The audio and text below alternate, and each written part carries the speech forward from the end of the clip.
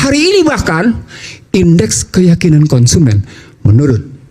Nah, poinnya kalau bicara tadi balik ke geng, saya bilang tadi nih, ini bukan soal geng dalam pengertian negatif.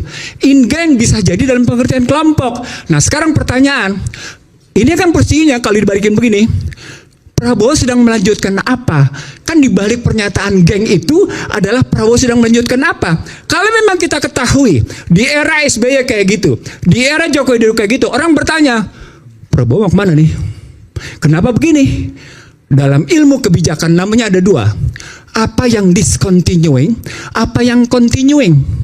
Apa yang diputus tidak berlanjut, apa yang berlanjut. Nah, ketika orang-orang Jokowi Widodo kemudian duduk lagi dalam kabinet, namanya berlanjut. Nah, berlanjutnya apa? Berlanjutlah muncul hak undang-undang cipta kerja yang ternyata tidak menciptakan kerja. Muncullah undang-undang IKN yang kemudian tidak berdaya apa-apa, itu IKN. Muncullah undang-undang kesehatan yang membuat rakyat Indonesia sesungguhnya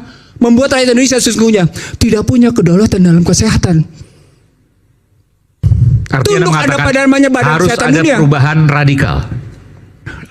Beda pengertian perubahan yang kita lakukan secara baik-baik dengan perubahan radikal. Saya semalam menyatakan di sebuah TV, sama seperti pernyataan tadi teman-teman Komisi 11 terhadap yang namanya Purbaya Yudi Sadewa. Diperlukan pemikiran outbox karena situasi sekarang bukan situasi yang kemarin.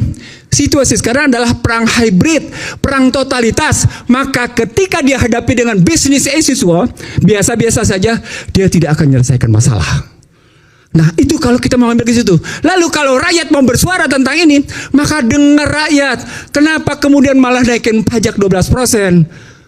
Masalah, kenapa kemudian malah mengurangi transfer ke daerah dari 25%, dari 27 sampai 29, turun dia menjadi 25, turun dia sekarang menjadi 20%. Berat.